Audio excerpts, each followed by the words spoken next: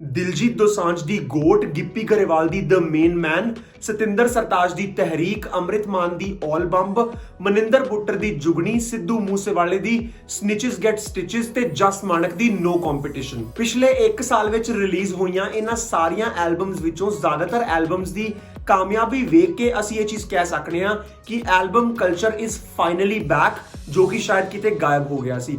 ਵੈਸੇ ਜ਼ਿਆਦਾਤਰ ਗਾਇਕ ਨਾ ਐਲਬਮ ਨੂੰ ਇੱਕ ਤਰੀਕੇ ਦੇ ਡਸਟਬਿਨ ਵਾਂਗ ਇਸਤੇਮਾਲ ਕਰਦੇ ਨੇ। ਜਿਹੜੇ ਵੀ ਆਲਤੂ ਫਾਲਤੂ ਗਾਣੇ ਬਣੇ ਨੇ ਸਾਰੇ ਚੱਕ ਕੇ ਇੱਕੋ ਹੀ ਐਲਬਮ 'ਚ ਪਾ ਦਿਓ, ਉਹਨਾਂ 'ਚੋਂ 2-4 ਤੇ ਚੱਲ ਹੀ ਜਾਂਦੇ ਨੇ। ਪਰ ਇਹ ਚੀਜ਼ ਆਪਾਂ ਜੱਸਾ ਢਿੱਲੋਂ ਦੀ ਐਲਬਮ ਅਬਵ ਆਲ ਦੇ ਲਈ ਬਿਲਕੁਲ ਨਹੀਂ ਕਹਿ ਸਕਦੇ, ਕਿਉਂਕਿ ਇਹ ਐਲਬਮ ਇੱਕ ਗੁਲਦਸਤੇ ਵਾਂਗ ਹੈ ਜਿਸ ਦਾ ਇੱਕ ਫੁੱਲ ਚੁਣ ਕੇ ਸਜਾਇਆ ਗਿਆ ਹੈ। ਉਂਝ ਤਾਂ ਐਲਬਮ ਦੇ ਸਾਰੇ ਹੀ ਗੀਤ ਇੱਕ ਦੂਜੇ ਨੂੰ ਮਾਤ ਪਾਉਂਦੇ ਨੇ, ਪਰ ਜਿਹੜੇ ਗੀਤ ਸਿੱਧਾ ਹੀ ਠਾਂ ਕਰਕੇ ਵੱਜੇ ਨੇ, ਅੱਜ ਦੀ ਵੀਡੀਓ ਵਿੱਚ ਅਸੀਂ ਗੱਲ ਕਰਾਂਗੇ ਉਹਨਾਂ ਹੀ ਗੀਤਾਂ ਬਾਰੇ। ਸੋ ਅਬਵ ਆਲ ਐਲਬਮ ਦੇ ਮੇਰੇ ਮੋਸਟ ਫੇਵਰੇਟ ਗੀਤਾਂ ਵਿੱਚ ਜਿਹੜਾ ਗਾਣਾ ਨੰਬਰ 3 ਤੇ ਆਉਂਦਾ ਹੈ ਉਹ ਹੈ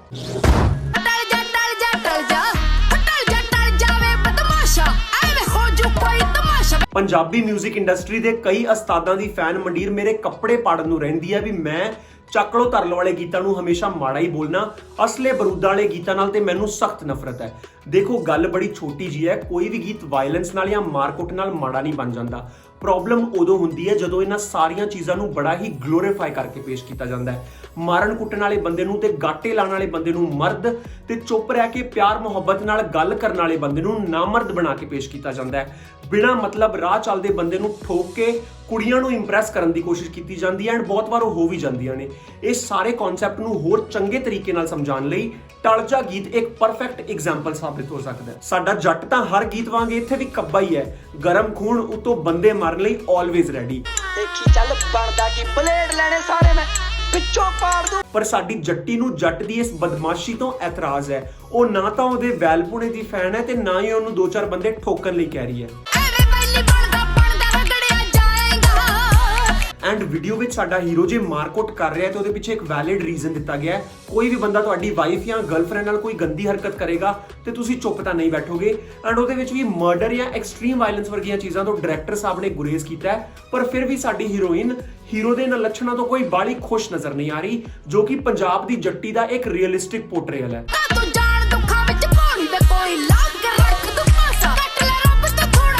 ਗਾਣੇ ਦਾ ਓਵਰਆਲ ਮੂਡ ਵੀ ਮਸਤੀ ਮਜ਼ਾਕ ਵਾਲਾ ਜ਼ਿਆਦਾ ਨਜ਼ਰ ਆ ਰਿਹਾ, ਜੋ ਕਿ ਐਂਡ ਵਿੱਚ ਪ੍ਰੂਵ ਵੀ ਹੋ ਜਾਂਦਾ ਹੈ ਜਦੋਂ ਇਹ ਪਤਾ ਚੱਲਦਾ ਹੈ ਕਿ ਇਹ ਸਭ ਸਕ੍ਰਿਪਟਡ ਸੀ। ਸੋ ਟਲਜਾ ਗੀਤ ਇਹ ਗੱਲ ਸਾਬਿਤ ਕਰਦਾ ਹੈ ਕਿ ਵਾਇਲੈਂਸ ਨੂੰ ਤੇ ਅਸਲੇ ਬਰੂਦਾਂ ਨੂੰ ਗਲੋਰੀਫਾਈ ਕੀਤੇ ਬਿਨਾਂ ਵੀ ਚੱਕ ਲੋ ਧਰ ਲੋ ਵਾਲੇ ਗੀਤ ਲਿਖੇ ਜਾ ਸਕਦੇ ਨੇ ਤੇ ਗਾਏ ਜਾ ਸਕਦੇ ਨੇ। ਐਂਡ ਇਸ ਗੀਤ ਨੂੰ ਮਿਲ ਰਿਹਾ ਅੰਨਾ ਪਿਆਰ ਵੀ ਇਸ ਗੱਲ ਦੀ ਗਵਾਹੀ ਭਰਦਾ ਹੈ ਕਿ ਇੱਕ ਹਿੱਟ ਗਾਣਾ ਬਣਾਉਣ ਲਈ ਸਾਡੇ ਗਾਇਕ ਨੂੰ ਹਰ ਗੀਤ ਵਿੱਚ ਬੰਦਾ ਮਾਰਨਾ ਜ਼ਰੂਰੀ ਨਹੀਂ ਹੁੰਦਾ।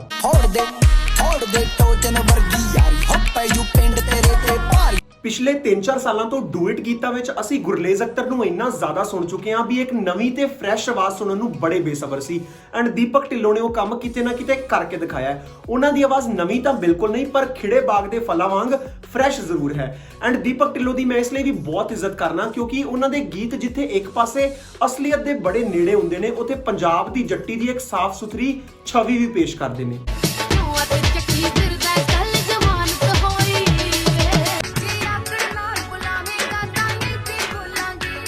ਟਲਜਾ ਗੀਤ ਦੀਪਕ ਢਿੱਲੋਂ ਦੇ ਕੈਰੀਅਰ ਲਈ ਸ਼ਾਇਦ ਉਹੀ ਕੰਮ ਕਰੇਗਾ ਜੋ ਜੀ ਵੈਗਨ ਤੇ ਡੋਂਟ ਵਰੀ ਗੀਤ ਨੇ ਗੁਰਲੇਜ਼ ਅਖਤਰ ਦੇ ਕੈਰੀਅਰ ਲਈ ਕੀਤਾ ਸੀ।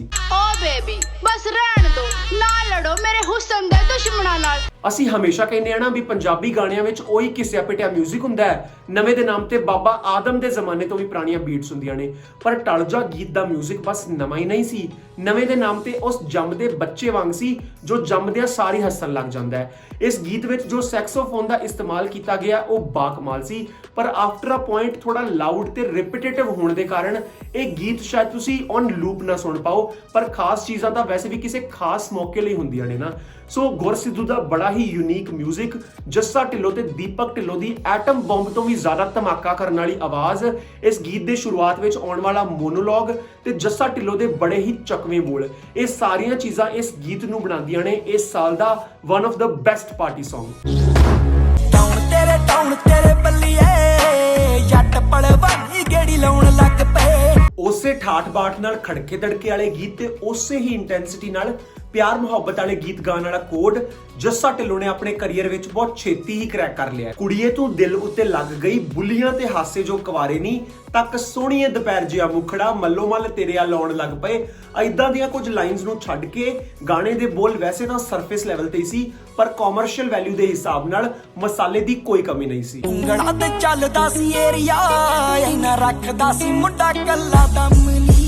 ਇੱਕ ਚੀਜ਼ ਜਿਹੜੀ ਮੈਨੂੰ ਬੜੀ ਇਰੀਟੇਟ ਕਰਦੀ ਹੈ ਕਿ ਧੱਕੇ ਨਾਲ ਪੰਜਾਬੀ ਗੀਤਾਂ ਵਿੱਚ ਅੰਗਰੇਜ਼ੀ ਭਾਸ਼ਾ ਦੇ ਸ਼ਬਦ ਵਾੜੇ ਜਾਂਦੇ ਨੇ, ਜਿੱਥੇ ਸ਼ਾਇਦ ਉਹਨਾਂ ਦੀ ਲੋੜ ਵੀ ਨਾ ਹੋਵੇ, ਬਸ ਥੋੜਾ ਕੂਲ ਸਾਊਂਡ ਕਰਨ ਲਈ, ਪਰ ਉਹ ਕੂਲ ਤੋਂ ਵੱਧ ਵਾਨਬੀ ਸਾਊਂਡ ਕਰਦਾ ਹੈ। ਧੱਕੇਸ਼ਾਹੀ ਵੱਖਰੀ ਲੱਗਦੀ ਹੈ।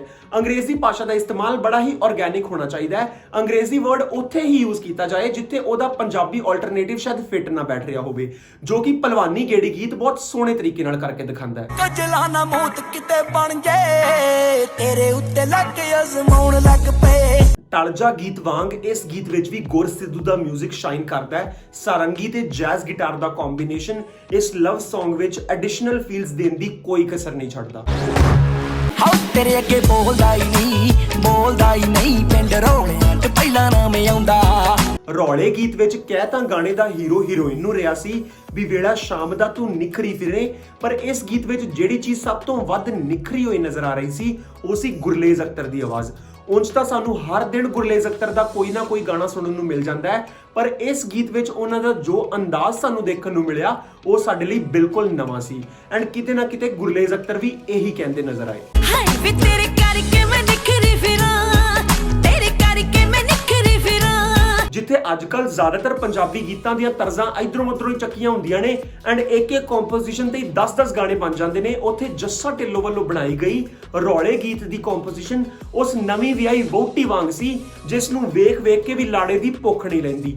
ਉਸੇ ਤਰੀਕੇ ਨਾਲ ਸਾਡਾ ਵੀ ਇਸ ਗੀਤ ਨੂੰ ਵਾਰ-ਵਾਰ ਸੁਣਨ ਨੂੰ ਜੀ ਕਰਦਾ ਹੈ। ਐਂਡ ਕੰਪੋਜੀਸ਼ਨ ਤੇ ਕਮਾਲ ਦੀ ਹੈ ਹੀ ਸੀ, ਉਸ ਤੇ ਸਿੱਪੀਆਂ ਸਿਤਾਰੇ ਲਾਉਣ ਦਾ ਕੰਮ ਕਰਦਾ ਹੈ ਗੁਰਸਿੱਧੂ ਦਾ 뮤직।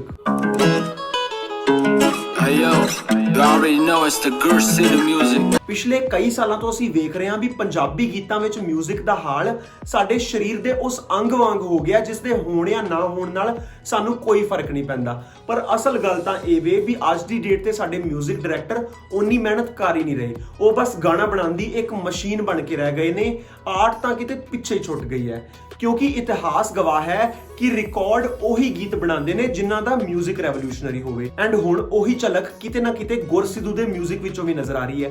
To give you an example, ਗਾਣੇ ਦੀ ਸਟਾਰਟਿੰਗ ਵਿੱਚ ਜਦੋਂ ਡਾਇਲੌਗਸ ਚੱਲ ਰਹੇ ਹੁੰਦੇ ਆ, ਜਿੱਥੇ ਮੁੰਡੇ ਹੀਰੋਇਨ ਅੱਗੇ ਹੀਰੋ ਦੀ ਸ਼ਿਕਾਇਤ ਕਰ ਰਿਹਾ, ਉੱਤੇ ਬੈਕਗ੍ਰਾਉਂਡ 뮤직 ਥੋੜਾ ਜਿਹਾ ਇੰਟੈਂਸ ਹੁੰਦਾ and within a second ਜਦੋਂ ਕੈਮਰਾ ਜੱਸੇ ਤੇ ਸ਼ਿਫਟ ਹੁੰਦਾ ਹੈ, ਉਹ ਆਪਣੀ ਫੀਲ 'ਚ ਆ ਰਿਹਾ ਹੁੰਦਾ ਹੈ, ਉੱਥੇ ਜਿਵੇਂ ਟ੍ਰਾਂਜੀਸ਼ਨ ਆਉਂਦੀ ਹੈ ਬੈਕਗ੍ਰਾਉਂਡ 뮤직 ਵਿੱਚ, ਉਹ ਕਾਬਿਲੇ ਤਾਰੀਫ ਸੀ। ਹਾਲਾਂਕਿ ਇਹ ਗਾਣੇ ਦਾ ਪ੍ਰਾਇਮਰੀ ਪਾਰਟ ਨਹੀਂ ਸੀ, ਪਰ ਫਿਰ ਵੀ ਗੁਰਸਿੱਧੂ ਅਟੈਂਸ਼ਨ ਟੂ ਡੀਟੇਲ ਦੇਣ ਤੋਂ ਪਿੱਛੇ ਨਹੀਂ ਹਟਦੇ।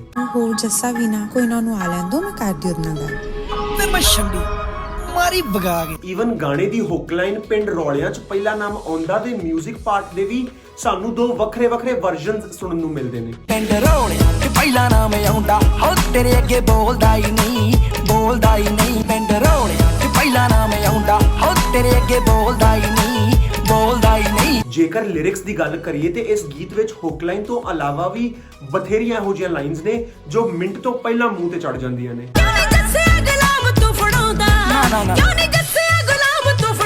ਜੱਸਾ ਢਿੱਲੋਂ ਇਸ ਗੀਤ ਵਿੱਚ is a complete package. Apart from being a great singer and a lyricist, ਇਸ ਮੁੰਡੇ ਦੀ ਬੜੀ ਹੀ ਚਾਰਮਿੰਗ ਪ੍ਰੈਜ਼ੈਂਸ ਹੈ ਕੈਮਰਾ ਅੱਗੇ ਐਂਡ ਇਹਦੇ ਵਿੱਚ ਹਰ ਉਹ ਗੁਣ ਮੌਜੂਦ ਹੈ ਜੋ ਕਿ ਇਸ ਨੂੰ ਆਉਣ ਵਾਲੇ ਟਾਈਮ ਵਿੱਚ ਪੰਜਾਬੀ 뮤직 ਇੰਡਸਟਰੀ ਦਾ ਸੁਪਰਸਟਾਰ ਬਣਾ ਸਕਦੇ ਨੇ। ਹੋ ਵੇਲਾ ਸ਼ਾਮ ਦਾ ਤੂੰ ਨਿਖਰੀ ਫਿਰੇ, ਵੀ ਮੁੰਡਾ ਟਾਣੀਆਂ 'ਚ ਬਹਿ ਕੇ ਸਿੱਕੇ ਟਾਈਮ ਚੱਕਣਾ। ਇਹਨਾਂ ਤਿੰਨ ਗੀਤਾਂ ਤੋਂ ਇਲਾਵਾ ਜਾਵੇ ਸੱਜਣਾ, ਲਵ ਲਾਈਕ ਮੀ, ਕੀ ਕਰਾਂ, ਤੀਖੇ ਨੈਣ ਵੀ ਆਪਣੇ ਟਾਰਗੇਟ ਆਡੀਅנס ਦੇ ਹਿਸਾਬ ਨਾਲ ਵਰਕ ਕਰਦੇ ਨੇ। ਜੇ ਮੈਨੂੰ ਇਸ ਐਲਬਮ ਨੂੰ ਰੇਟ ਕਰਨ ਲਈ ਕਿਹਾ ਜਾਵੇ ਤੇ ਮੈਂ ਇਸ ਨੂੰ ਦਵਾਂਗਾ ਸਰਦਾਰ ਸਟੇਕ ਮੀਟਰ ਤੇ 10 ਵਿੱਚੋਂ 8 ਨੰਬਰ। ਤੁਹਾਡੇ ਅਕੋਰਡਿੰਗ ਇਸ ਐਲਬਮ ਨੂੰ ਕਿੰਨੇ ਨੰਬਰ ਮਿਲਣੇ ਚਾਹੀਦੇ ਨੇ ਤੇ ਇਸ ਐਲਬਮ ਵਿੱਚੋਂ ਤੁਹਾਡਾ ਕਿਹੜਾ ਫੇਵਰਿਟ ਗੀਤ ਹੈ ਉਹ ਜ਼ਰਾ ਕਮੈਂਟ ਸੈਕਸ਼ਨ ਵਿੱਚ ਲਿਖ ਕੇ ਜ਼ਰੂਰ ਦੱਸਿਓ। ਤੇ ਜੇ ਵੀਡੀਓ ਚੰਗੀ ਲੱਗੀ ਹੋਵੇ ਤੇ ਚੈਨਲ ਨੂੰ ਸਬਸਕ੍ਰਾਈਬ ਕਰ ਲਿਓ।